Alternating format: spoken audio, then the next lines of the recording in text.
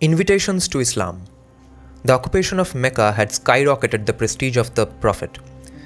Quote-unquote, in deciding their attitude to Islam, writes Ibn Ishaq, the Arabs were only waiting to see what happened to the clan of Quraysh and the Apostle. For Quraysh were the leaders and guides of men, the people of the sacred temple and the pure stock of Ishmael, son of Abraham. And the leading Arabs did not contest this. It was Quraysh who had declared war on the Apostle and opposed him. And when Mecca was occupied and Quraysh became subject to him and he subdued it to Islam, and the Arabs knew that they could not fight the Apostle or display enmity towards him, they entered into God's religion in batches, as God said, coming to him from all directions. Muhammad's war machine was sending waves of terror toward all tribes, which was a very effective message.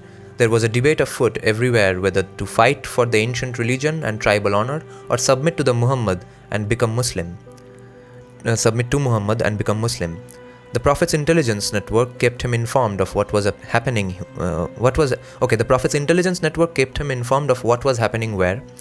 He was swift in exploiting the psychological crisis to his own advantage. The groundwork had been done during the preceding 2 years.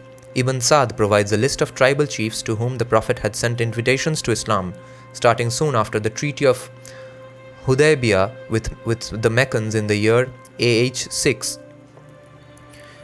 The letters containing his messages were carried by special couriers selected from among his companions. The message varied according to the status and strength of the tribe concerned. Unfortunately, Ibn Sa'd has lumped together the invitations without regard for chronological sequence.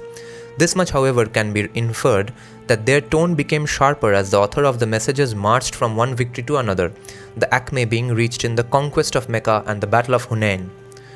At first, Muhammad wrote his letters beginning with Basmak Allaham, I begin in the name of Allah, after the custom of the Quraysh.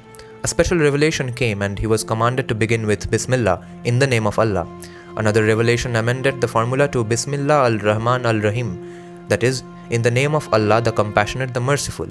Finally, it was revealed to him that he should begin with Bismillah al-Rahim al-Wahid, in the name of Allah the Compassionate, the One.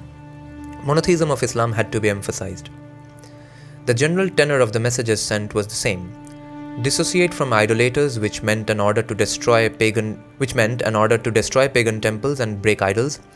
Bear witness that Allah is one without partners and Muhammad is his highest messenger, which meant submission to Muhammad.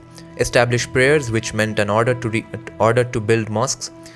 Pay zakat and other taxes to the central treasury at Medina, which meant contribution to Muhammad's treasury. Sent to the Prophet 1/5 of the plunder obtained from raids on the polytheists, which meant an order to plunder the pagans. And keep the highways free from disturbance so that Muslim delegations can travel unmolested for converting people and collecting taxes.